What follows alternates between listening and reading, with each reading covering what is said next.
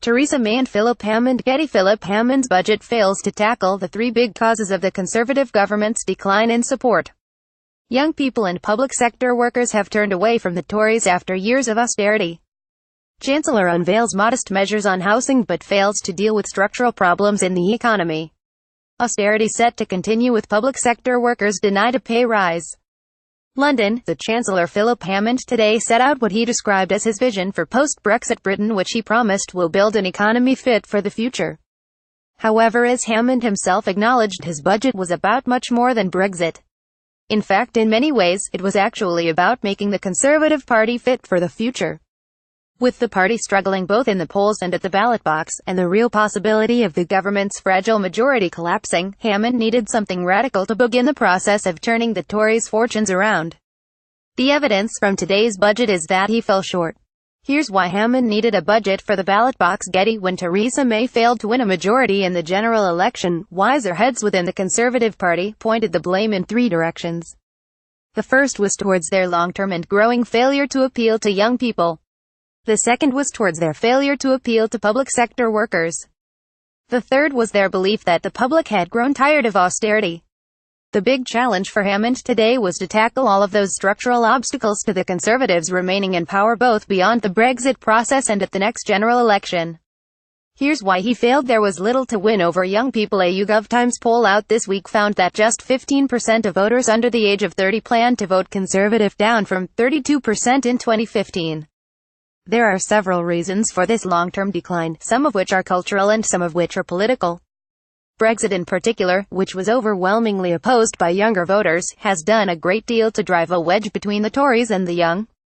However, there are broader and longer-term economic reasons why younger people have grown disillusioned with the Conservatives.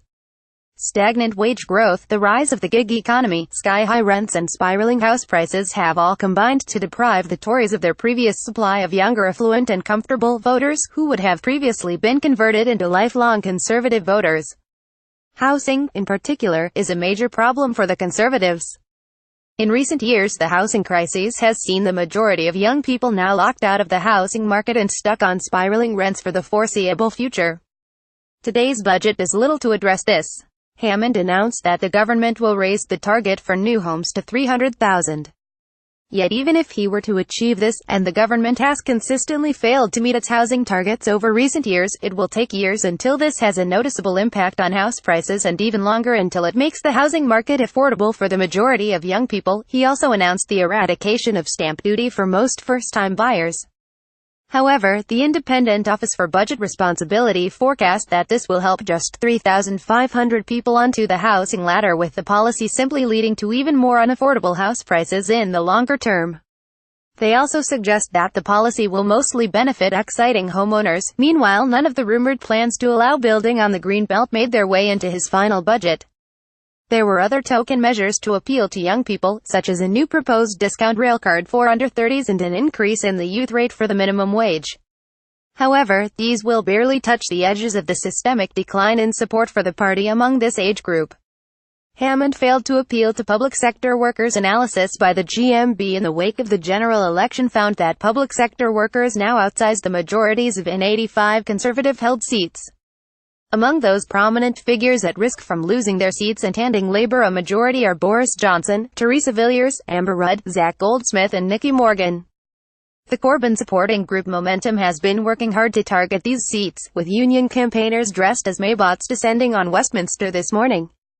Maybots descend on Downing Street. Getty. Some senior figures in the Conservative Party are now aware of the threat this poses the party, with Johnson, in particular, pushing Hammond to do more to appeal to public sector workers.